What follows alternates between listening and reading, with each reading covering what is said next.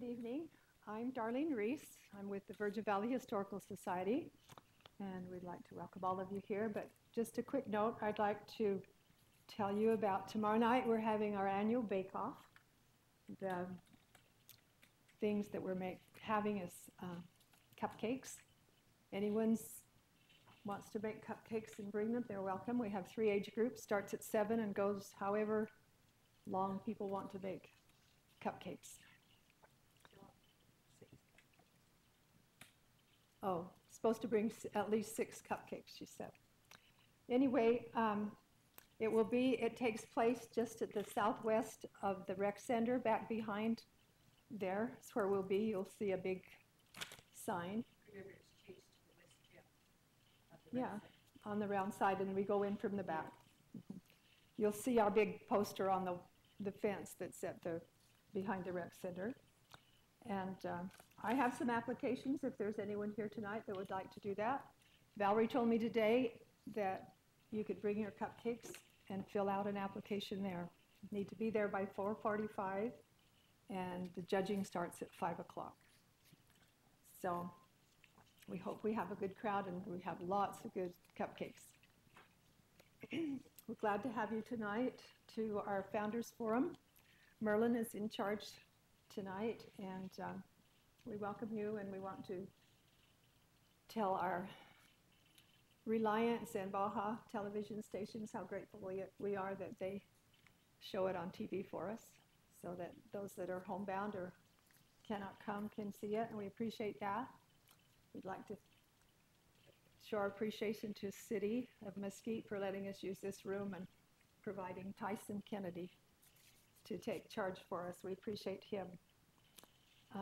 Turn the time over to Merlin Hafen. He will be our moderator, and he will introduce the subject and our panel. Thank you, Darlene. Welcome, audience that's here, and welcome all of you who are viewing at home. This is our Mesquite Days edition of the Founders Forum. The Historical Society hosts 2 or 3 a year, and we're excited to have another one. This is recorded, and we will have a copy of it at the museum for future generations to look at. So also with all of our history, those of us who are on the board, and Darlene Reese is the president. Other members of the board are Gail Frainer, who is here, and then Sam Reber, who will be on the forum. But we feel history is important. If any of you write it down on a notebook, anything, any of us are happy to help you. The museum has some great volunteers and workers who would also love to assist you, and we would also love to have a copy of it in the museum of history in the Valley, anything that pertains to the Valley. We call it a Founders Forum because normally we have a long-time pioneer type family or someone who's lived in the Valley for a long time speak. Tonight our topic is just a little bit different, but is of great importance to us here, and that is the building of the Virgin River Gorge, I-15 through that area. We're fortunate to have 3 people here that have been involved and are now involved in that project. It's based loosely on my father's highway. Is that what it's called, Tuffy? Yes. Okay. Tuffy Ruth is one of our candidates tonight, our speakers. He was also played a big role in that movie. It's been shown a couple times, I believe, at Red Hills this week. And so that's what we're basing it on. So we have Tuffy Ruth here. Sam Reber, also, he worked on the gorge during the construction and has lived in the Valley all of his life. Then we have a relatively newcomer, I think Winter DeLaMare. Now Winter is probably one of the few people on that's been to a forum who haven't lived here very long. Tuffy and Sam actually are repeat customers. They've been featured on a forum before, so we're happy to have all of you. First of all, we're going to have you introduce yourself. Tell us how long you've been here in the valley, your ties, some of the families you're related to. So Tuffy, if you'd like to start with that. Well, I'm Tuffy Ruth. I'm a transplant here. My wife went to school here. Her grandparents and her mother was raised here. In fact, her grandparents is some of the first settlers in the valley. And I've been here since 1958. And well, the wife's been here. She raised the family. I kind of migrate in and out. So a transplant since 1958 then? Yeah. So a newcomer. All right. Okay, Sam, would you tell us a little bit about yourself? I've lived here all my life, except for a couple of years I went to the University of Nevada. I just haven't made enough money to leave yet. So I'm still here. Raised on a dairy farm down the other end of town, back when they used to have mostly agriculture here. Used to have 8 or 10 dairies. Now they have 8 or 10 golf courses. And so I did work up in the Narrows when I was a young man. And I enjoy going up through there and knowing that I was a little bit a part of it. Sam, while you're at it, so you haven't made enough money. If you did make enough money, would we call you a Reber, or is that just when you Yes. move? Reber is spelled R-E-B-E-R, and Reber is spelled R-E-B-R backwards. I have 3 brothers, and they've all moved out of town, and they're Rebers. But my oldest brother has 10 kids, and half of them are Rebers, and the other half are Rebers.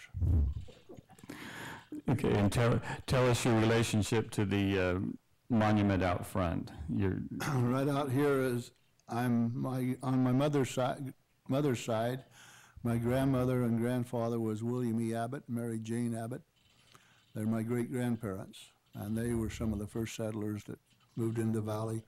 In fact, my grandfather, William E., surveyed the road coming down through town when he was a young man.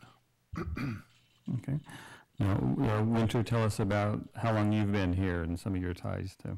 We bought our home here in Mesquite in 2006. We moved down full-time in 2008. We came and retired here. I get bored easily, so after 18 months of being retired, I went on a mission for the Church of Jesus Christ of Latter-day Saints. Got us home in 2013. We went out in 2011, and here I am getting employed again because I got bored again. Oh, good. Speaking of DeLaMare, you might not be here in the valley, but aren't you related to the DeLaMare Valley out in Lincoln County? I think my grandfather, great-great-grandfather, or great-grandfather had a mine out here someplace. We found that in the records somewhere out here in the Lincoln County area. So even though you haven't been here that long, No, the DeLaMare name is... but it's out there. No good. So you're not as foreign as you might think then. Yeah, at least that's what we found out when we moved down here. Okay, well, good.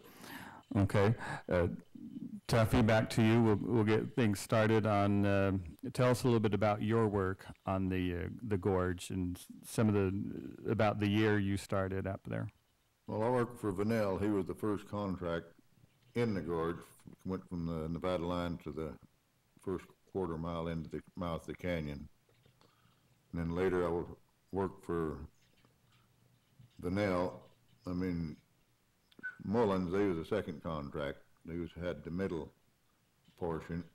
And when we finished that, I went to work for Morse Canoes and had the first contract from Utah line down to the Mullins job.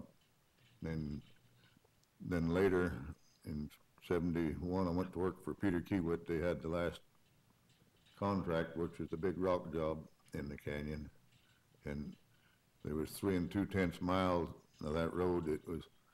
In that 3 2/10 miles, we took out 5 million yards of rock and put in 5 bridges. And I was supervisor in Port of the Rock, worked for Kiewit. And I worked for Armco Steel on the Mullins job, putting in multi-plate pipe. And I drilled for Mullins on rock drill for them for a while. I drilled for Kiewit and high scale for Kiewit. So when you say drill, what did that mean? You drill the rock and then, You gotta drill a hole in it, you can put powder in there to blow it up. It don't move unless you put something in there to move it. so was the fun part the drilling or the fun part the blowing up? Fun part was blowing it up. In the movie, you talk about once the blowing up was done, your job was done. That wasn't any fun anymore. Or? No, most of the time when the blowing up went, that's when my job started. Because I had to go scale them walls, make sure there wasn't nothing loose on them. So when they started again, somebody wouldn't get hit with falling rock. So. Okay. Sam, tell us a little bit about what you did and when you started. I started when I was a young man in the summer of 1968 in June, and I worked 6 months for Lane Western Drilling Company. What they did was they had an amphibious army tank right in the middle of the river, and our job was to find bedrock to put the pillars for the bridges in. They had built the first bridge across the Virgin River down by Littlefield, and when I started, they had graded it up to the first cut. And my job as a driller's helper was to climb up they had a amphibious or a rotary drill in the bottom of the tank, and it would drill, and they were supposed to find 5 foot of solid rock to put the piers on. And so we'd drill down, and they had a boom up, and I would climb up the boom, and we worked 2 12-hour shifts. I was a helper on one shift. We'd start at noon and work until midnight. The other shift would come on at midnight and work until noon the next day. 5 days a week, we worked the whole 24 hours with 2 shifts. At that time, the going wage for laborers was about $3.50 an hour. And I got paid $8 an hour, and I thought I was in hog heaven.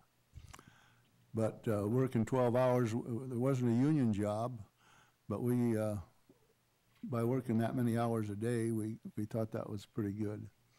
And I worked there for 6 months for Lane Western. The tank would be right in the middle of the water, and we'd drill. We'd put down a 6-inch casing, and then we'd go down through there with a steel, and the first 20-foot piece of steel would break open after you pulled it back out so we could get the core out. And sometimes when you drill, there'd be maybe a foot of dirt and then 2 foot of rock. And the object was to get at least 5 foot of solid rock so they could put the piers on for the bridges.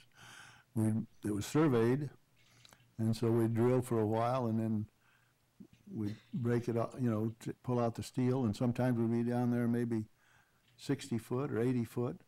And I had a 3-foot pipe wrench, and each steel that went down had threads on it. So you'd tie one to the other and push it on down. The drill was had diamonds on it to cut the rocks. And anyway, I worked there for 6 months, all the way up through for each bridge. And they actually asked me if I'd stay with them when the job was done and go back to Illinois. And I had a wife and 3 kids, and I decided that maybe I'd better stay home here. But Clifford Peterson was on the other shift in Littlefield. He was a helper on the other shift. I think it was every 2 weeks we'd rotate shifts. But you know when to work 12 to 12. Yep. Okay. 12 noon to 12 midnight, or 12 midnight to 12 noon. All right. Winter, tell us about your job now. Our job right now, I'm the project manager on one half of the company that's a joint venture between Police Construction out of Phoenix and Wadsworth Brothers out of Draper. The main job for police was to do the substructure. Our main job as Wadsworth Brothers Construction is to do the superstructure. The superstructure being the part of the bridge you drive on and is supported. We've been on that full-time since January. Police has been on the job, and Wadsworth Brothers have been on the job since about March of 2014. And you did say that you are ahead of schedule. We are. The schedule, the proposed schedule when the project was put together in January 2014 with ADOT, who is the governing authority on the project is supposed to end June 2016. Projections are, if we don't have any more floods or any more disasters, it will probably finish in December of this year or January of next, so we're about 4 to 5 months ahead of schedule. Oh, good. Okay. Next question to be, because it is the Virgin River Gorge. Tuffy, do you want to tell a little bit about the river, how that affected your job, or if it did? Well, Tuffy? before, me or? We'll start with Tuffy and come back. Well, that river didn't bother us a whole lot. We changed the channel 8 times in that river, that 3 2/10 miles. We had a flood or two there, but it didn't interfere with us a whole lot. We worked that canyon from both ends, so if it was flooding, we could get to the job from one end to the other. So really, it wasn't a big bother to us. So there were no big floods during that time, or? Well, they had a big flood there, and big one. It did a little damage to some equipment on the MK job. But as far as any equipment being lost in quicksand, I don't know who started that rumor, but it's BS. The MK did lose a couple of tractors. The engine got flooded with sand and water, but for losing equipment in quicksand or any of that nature I don't know who dreamt that story up, but it was false. What about you, Sam, when you were drilling in the river? How did they take care of the water? The Virgin River carries a lot of silt, especially when it's high in the spring. And in the wintertime, we had a little amphibious dune buggy. It had a little Falcon engine in it. It was like a little pickup. It had 6 tires on each side with a rubber track around it. And I enjoyed driving up through there in the water. It would float or spin, and just like a boat. Mm-hmm. And it was fun driving it up. The little engineer we had was much older than I was at the time. He was out of Illinois, Chicago area, and he wasn't used to the river and how much Clifford Peterson and I had grown up right here on the Virgin. And when we'd move the tank over in the middle of the water, he'd want us a sandbag so the water would move away from the tank, the drill rig. And Clifford got in an argument with him one morning there. He says, look, if you want the sand over here, turn the water over here. And he thought if we dammed it off, it would stay that way. But you dam it off and the water would go around and it'd carry the silt and it'd slow down, and pretty soon it would be dry over here and wet just the opposite side. But anyway, it was pretty interesting. They had a big dune buggy, or a big swamp buggy. It had tires on that was probably 6 foot high on each side. And when the water was high, they'd use that. But most of the time, we just use that smaller one to carry your material up. My job was to keep the lights going. They had a generator on it, and I'd have to fill the generator every once in a while full of gas, and then hold the wrench when they turned it to chain steel. I did smash one of my fingers one time, but this little engineer, they'd fly the bits in from back east to Las Vegas, and he'd go down and pick them up. And you know, drilling through rock, the rock was pretty solid. And as you go up through there, you see that the river, the gorge just opens up, and some of the rocks, or you can see the terrain of the rocks. You might hit 3 foot of solid rock down in the ground, or you might hit a foot of sand. But anyway, my driller, he says, if our engineer doesn't have a bit tomorrow morning, every time he'd come up, he'd say, how many feet did you get last night? And he'd tell him. And he says, you watch. When he comes and he doesn't have a bit, you watch me chew him. And this old man, he just chewed the living heck out of that guy and said, don't come and ask us what we've been doing if you don't do your job. Winter, what about you? Have you had any issues with the river, or tell us about what you have to do with your current job? Not during our time on the bridge. A month before I was brought on board, replacing the man who really programmed how the attack was to be done on the bridge on our portion of the work on the superstructure, Mr. Lynn Bogart. He was moved to a larger job in Draper, realigning I-15 from the point of the mountain down to Lehigh. So I'm just a beneficiary of all the hard work he did. But the month before I got there, you remember the major storms? We had 2 of them, 2 major storms that occurred in September, October. They hit 200-year flood stage on that river twice. Just as they got the one cleaned up, they had to redo the next one because they had to clean up twice within a month.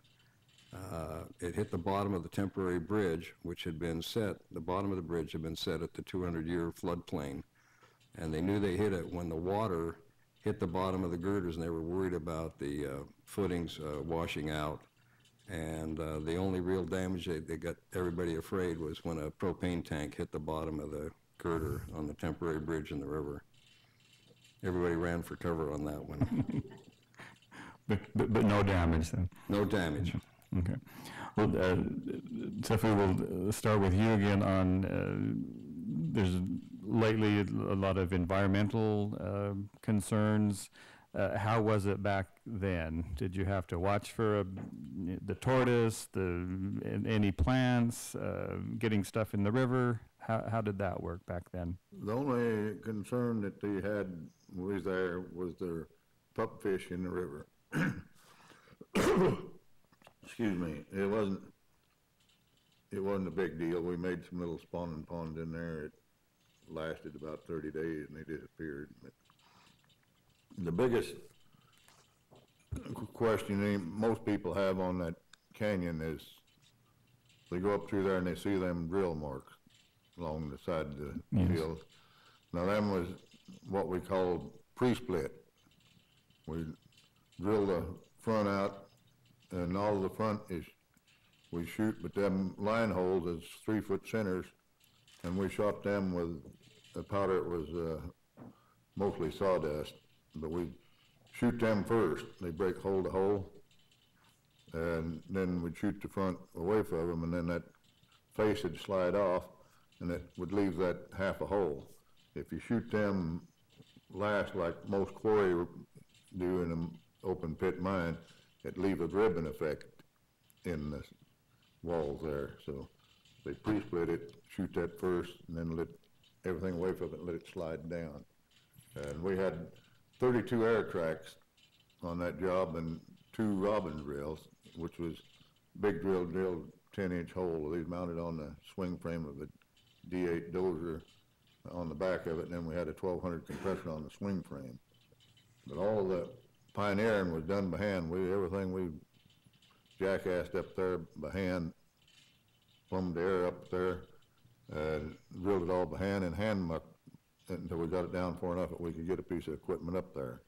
And we had a little D5 dozer with a winch on it. We drilled pinholes and pulled the cable up there and tie it off, and he'd winch himself right straight up there and clean her off. And then we'd winch air track up there and to drill.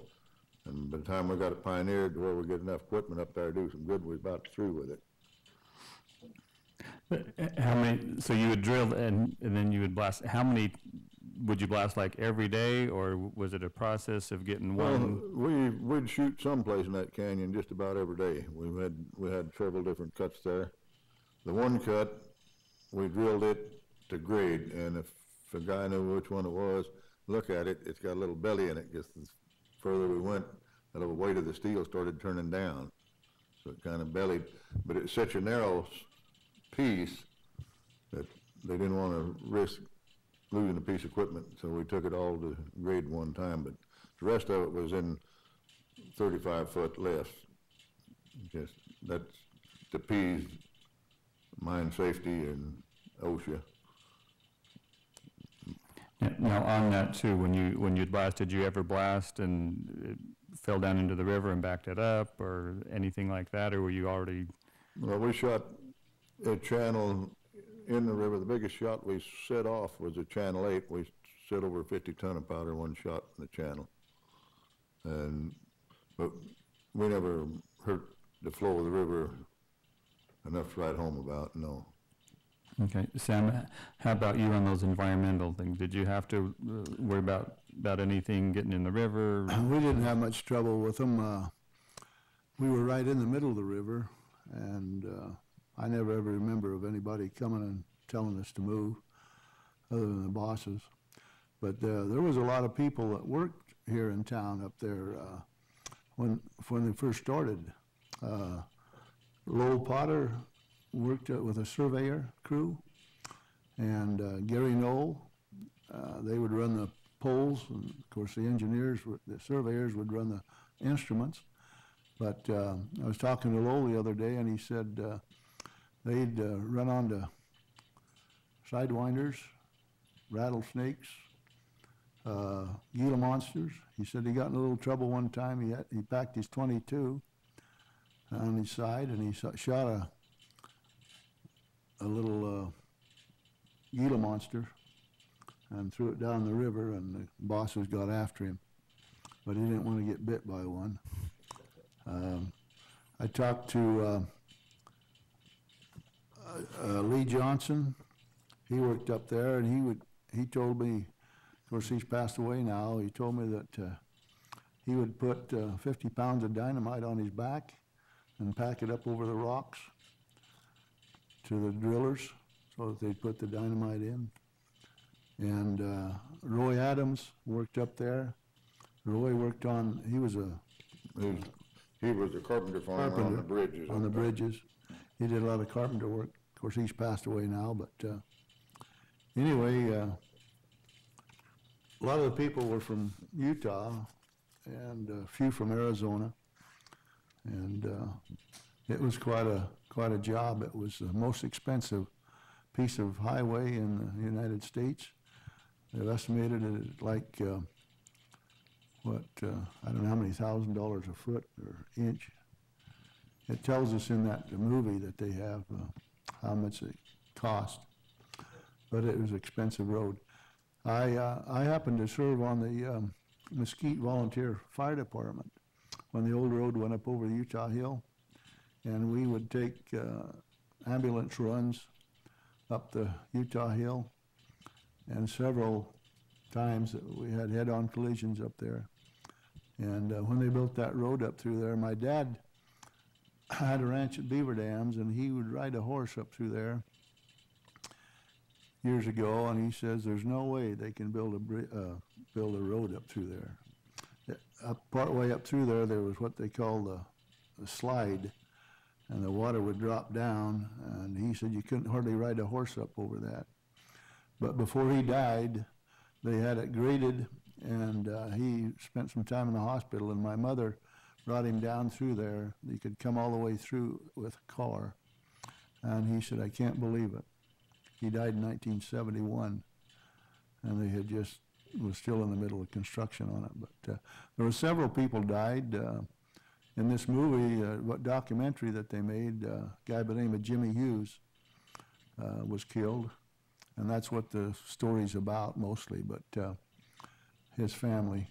And but I remember on the news, a helicopter was flying up through there and dropping off surveyors, and somebody hit the control, and it tipped a little bit, and the propeller hit the wall, and somebody fell out and was killed.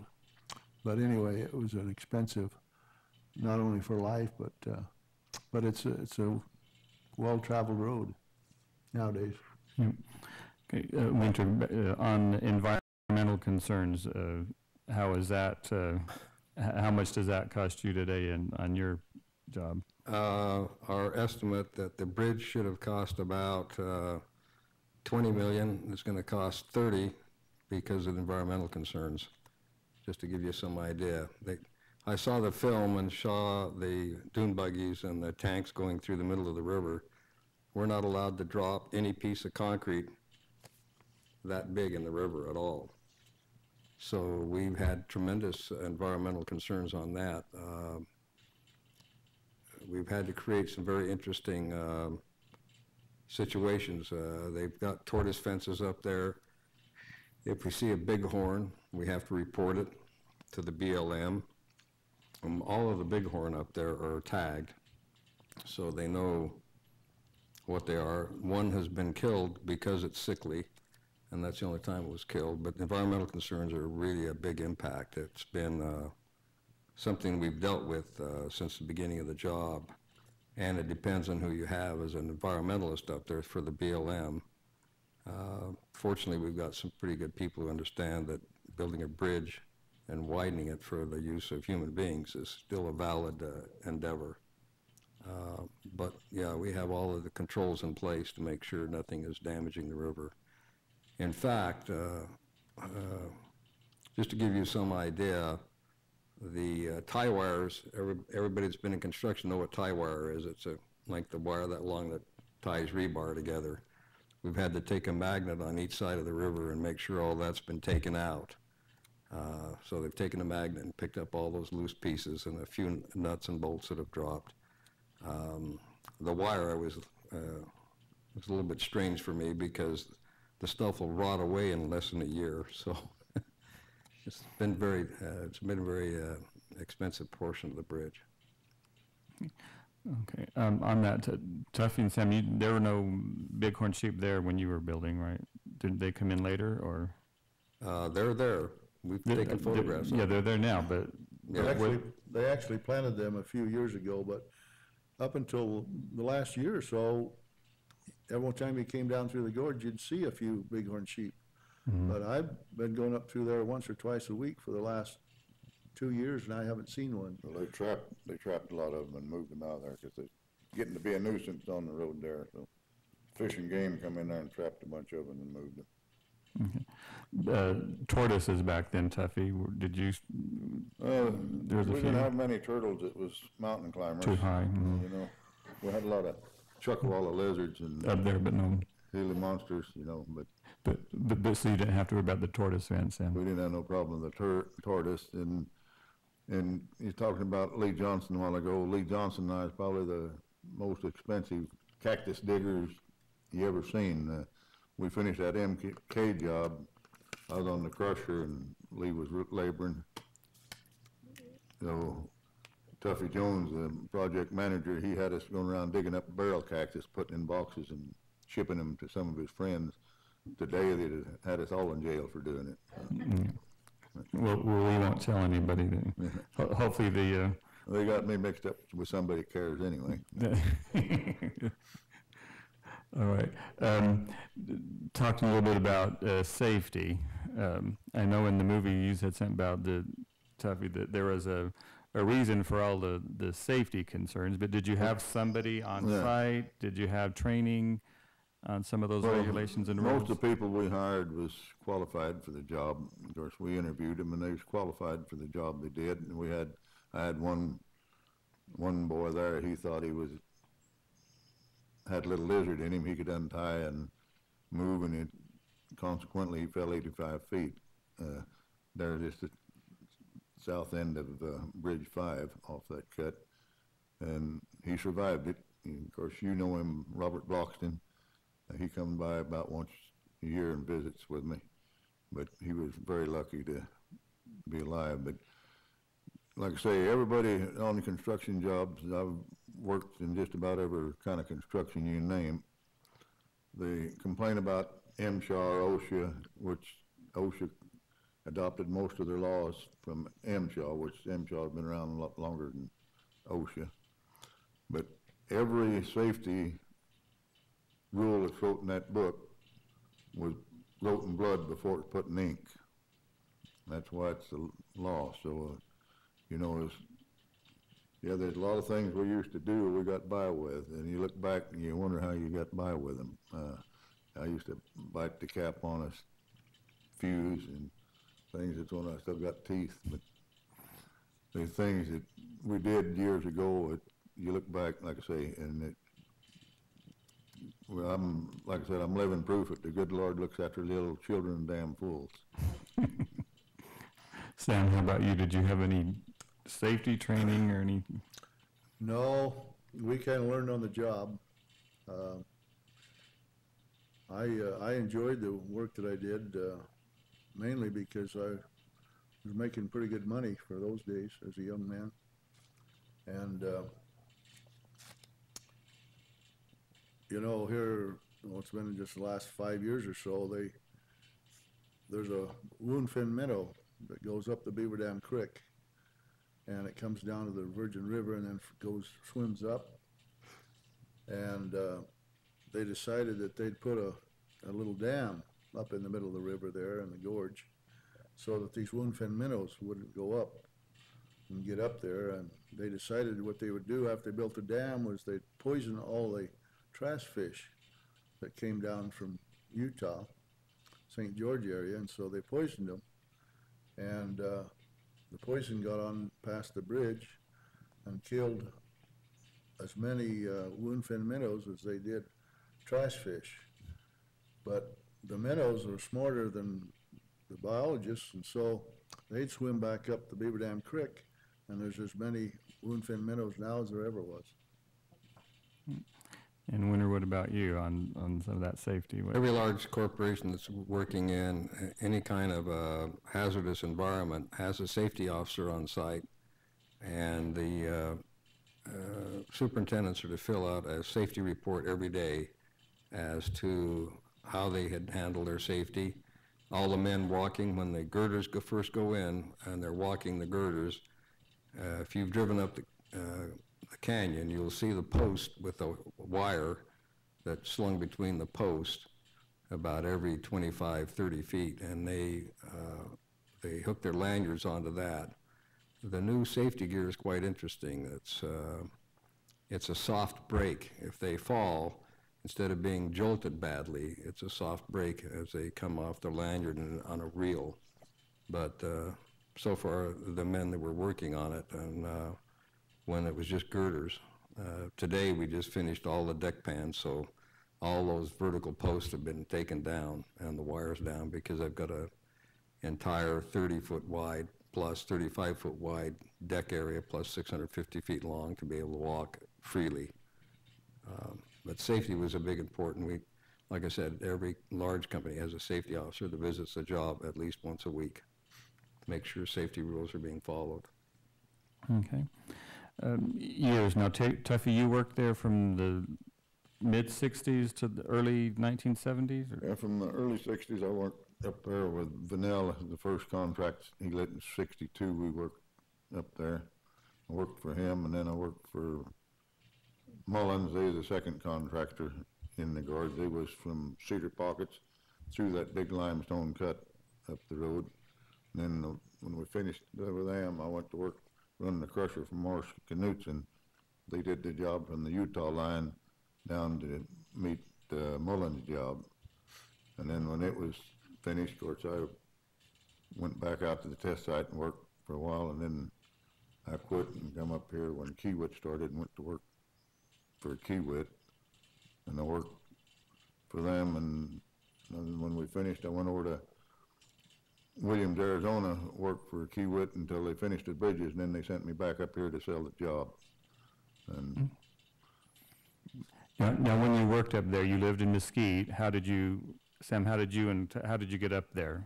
Well, the Mullins job and when the Kiewit job, we went up Utah Hill there about 6, 8 miles above Beaver Dam and went up through the hill and then come back into Cedar Pockets and worked the middle of it. Sam, how about you? How did you?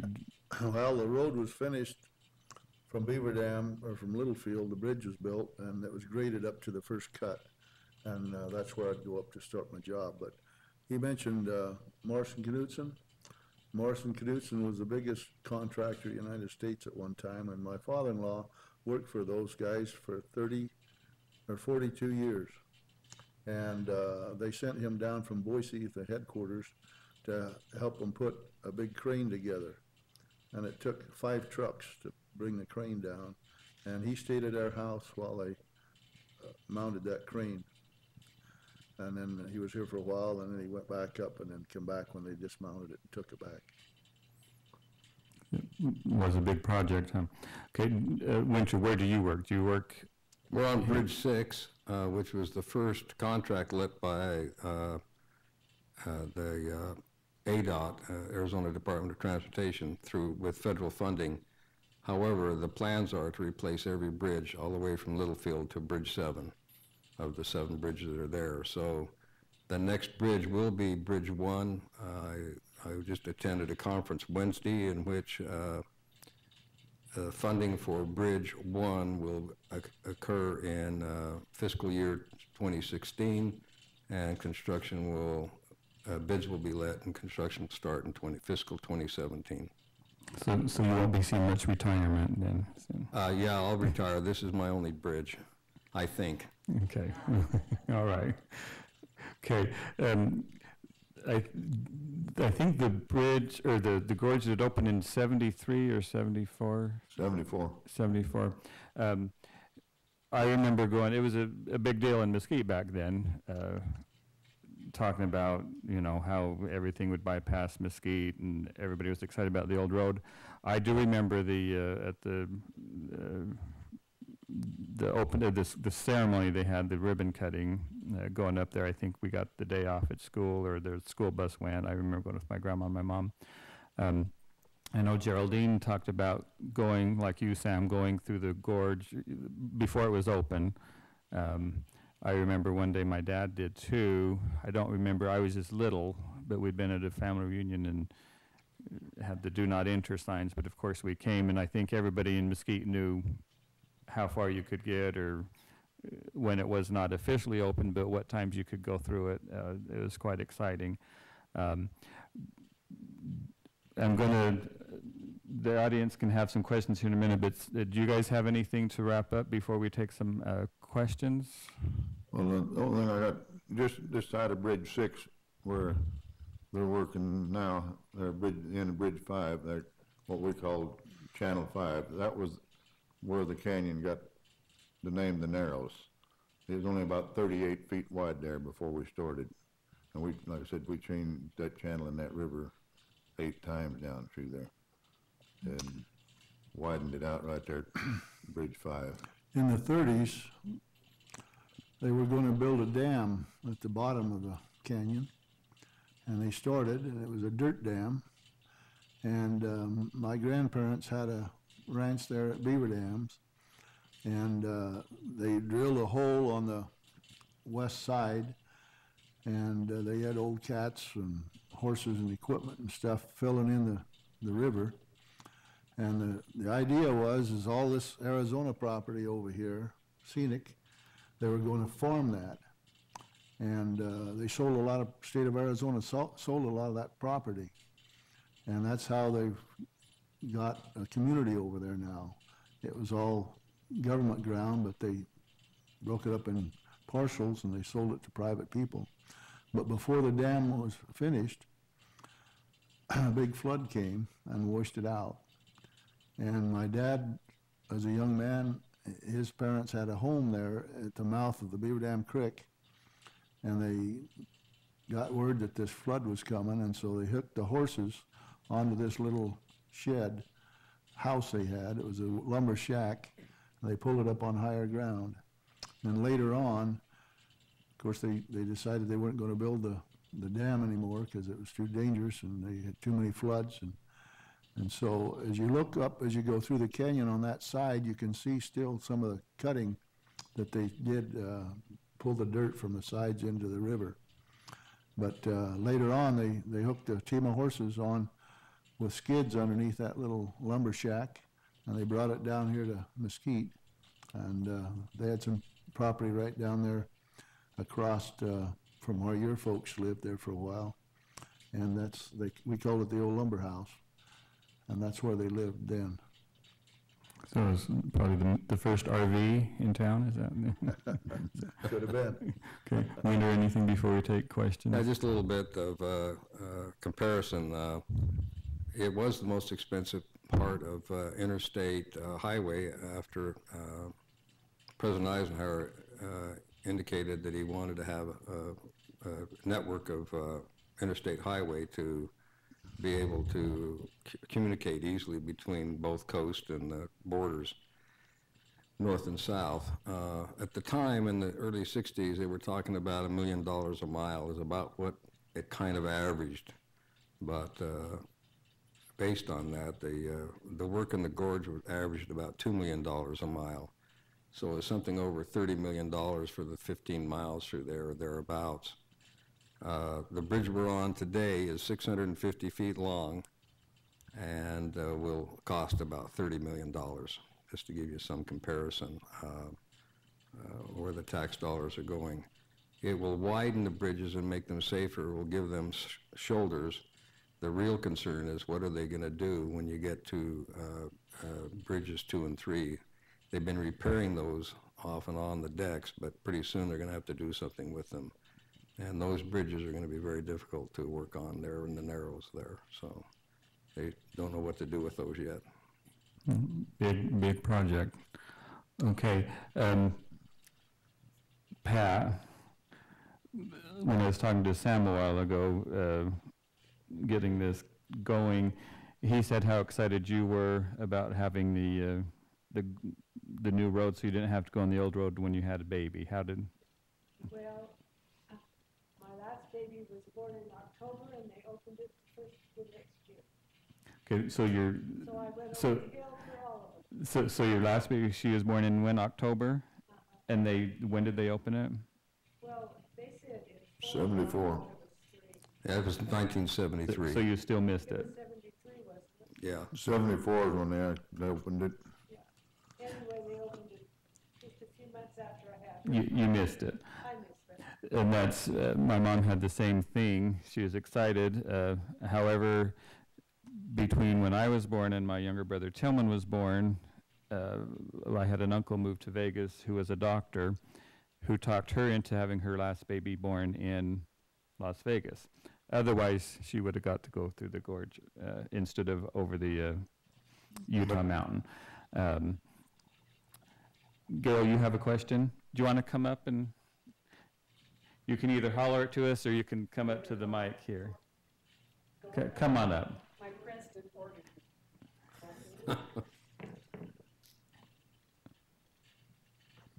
My question is, I know now there's strict rules, everybody has to keep driving, but when it was first being built, did you guys have any trouble with tourists or Mesquite people, Littlefield people coming there and just watching your work?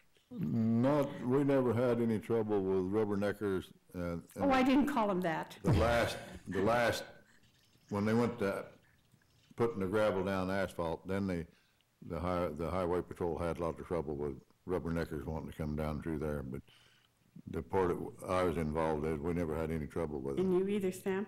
Okay. But how long they've been thinking about this road? The first time they surveyed that road through the canyon, there's 2 different proposals that they had for that road up past here. And the first time they surveyed that was 1948. Oh. That's how long they've been thinking about putting that road up through there. And my next question, you said you was doing 12s, 12 to 12, 12. Was that 7 days a week? Just 5 days a week. We 5 had days? 2 days off. Okay. But the company had to keep the rig going to utilize it. So they run 24 hours a day, 2 shifts. Mesquite's come a long ways since then. My dad told me a story one time when the Model A's and Model T's came into town. The road went up over the Utah Hill, and it was just kind of a horse trail. And there was a fellow lived just above us by the Levitts down here. His name was Vi Hancock. He was a big, lanky kid, young man. He was about 6'2", And the first car that came into town, a bunch of the men got together and they said, Vi Hancock can beat that car to St. George. And of course, it went up the river. It had to cross the river about 8 or 10 times between here and Littlefield, and then it'd go up the bench and up over the Utah Hill and through the Indian Reservation, Santa Clara, and into St. George. And they started right here on Main Street, and they took off at the same time. And the car beat Vi Hancock to St. George by 30 minutes. So travel back in the 20s was pretty slow going. Any other questions? I do have a couple comments myself, talking about going across the river. My grandfather, Max, and there were several of them. I guess it was kind of a part-time job for some of the farmers and stuff. The road they'd come, and of course there was not even any bridges, but they would have to cross down by Riverside and then come back over by Bunkerville back to Mesquite and then on up. And that was somewhat of a moneymaker for a lot of the old farmers that had a team that could, when they weren't plowing or doing some of their farm work, they'd be on standby to pull some of the cars over when there was some of the floods. Other thoughts that I had on the old road, and Sam just brought this up when they went to the Indian Reservation. My grandfather would always say if we were acting up, of course I never acted up, it was usually Craig or Derek or Nelson, but he would threaten to leave us at the Indian Reservation. So I was happy when the Gorge opened and we didn't have to pass through there and get threatened that's where he would leave us. Any other questions? Okay, well, one last shot, you guys. Hurts my head to think. All right, Winter? No, that was, to me, I look back at that, that was quite accomplishment with the equipment and stuff that we had. And you look at the equipment they have today and what we first started that with, especially Vanell, when they started, they had an old 80D shovel, which is obsolete now, that they moved to rock with. That everything else, later years, is rubber tired, and we had them old rubber tired loaders.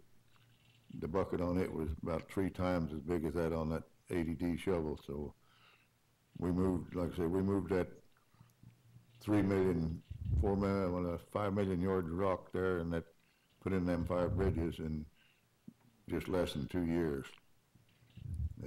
Like I say, once the pioneering was the big feat.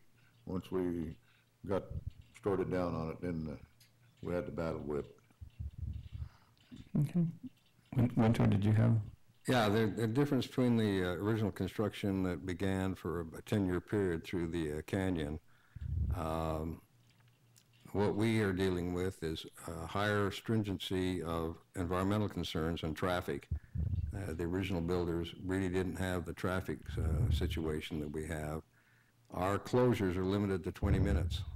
So when we put the 18 girders in on this first half of the bridge, we were only allowed to close them for 20 minutes as we lifted the girder off the truck and put it in place or put it and stored it.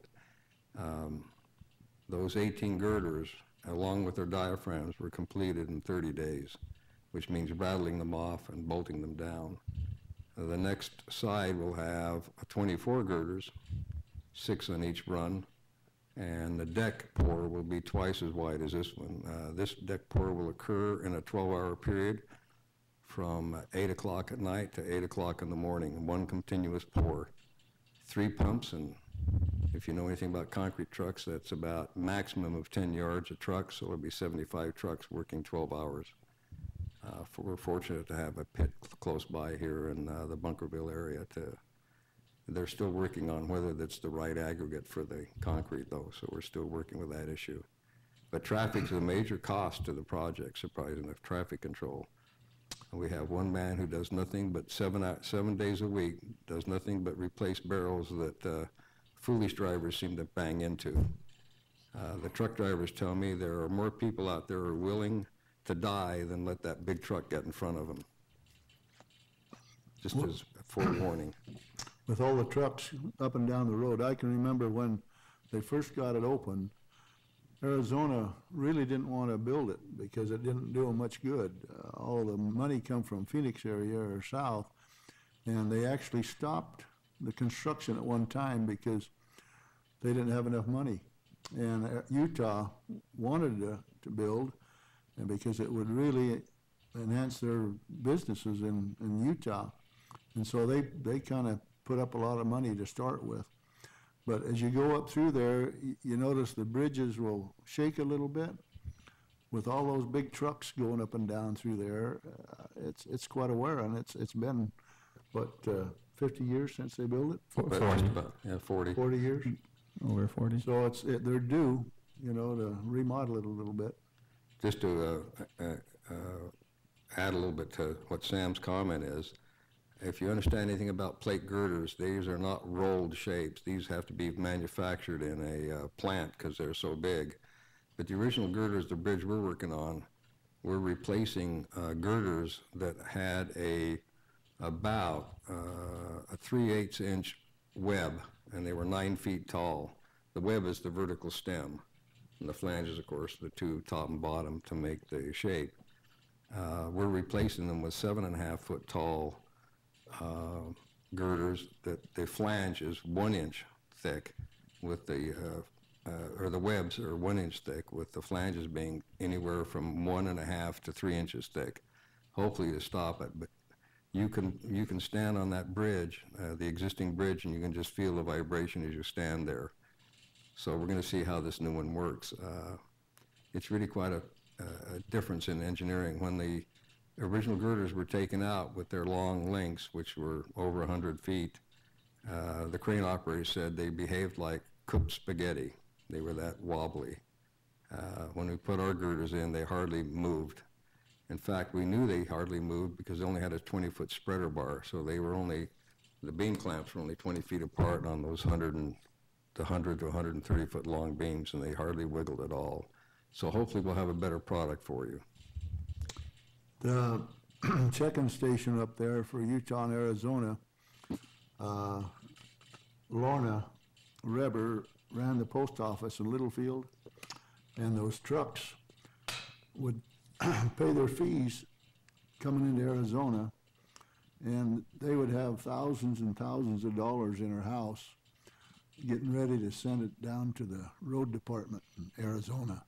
And I remember a lot of times she would be really nervous about the amount of money that they collected, that they sent out of that little post office in her house, that they'd collected from the trucks coming in there from Arizona.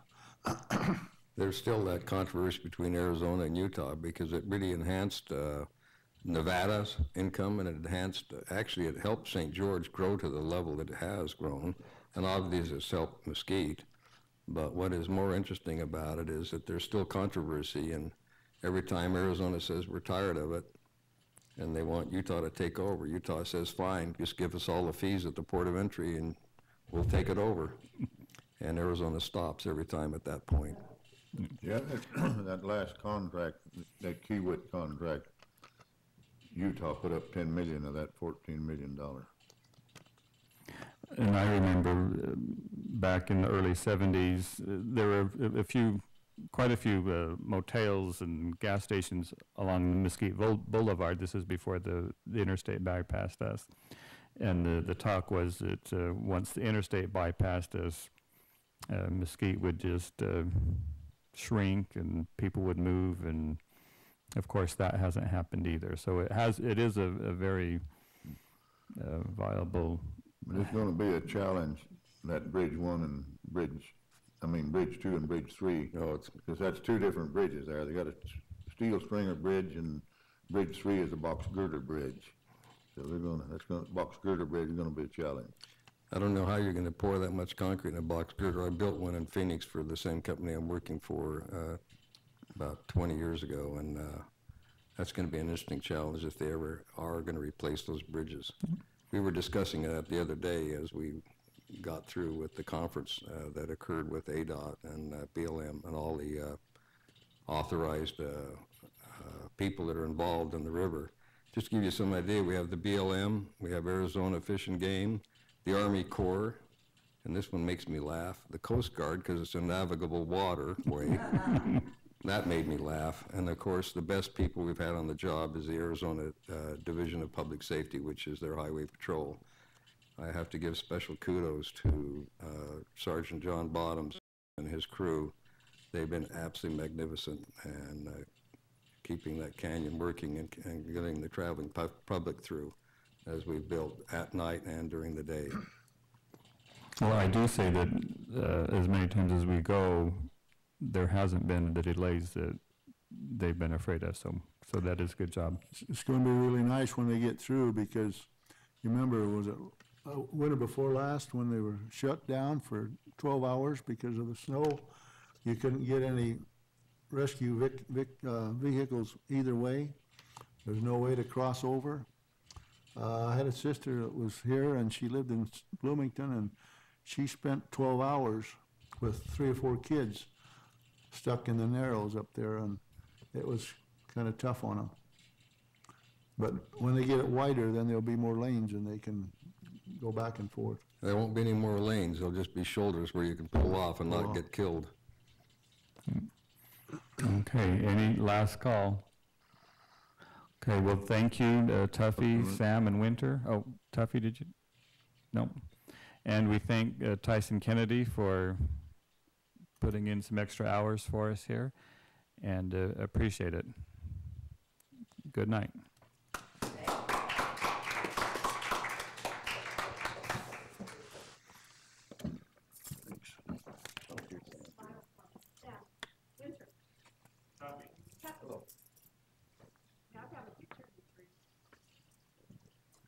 Do I have to hug Tuffy? You have to cuddle us.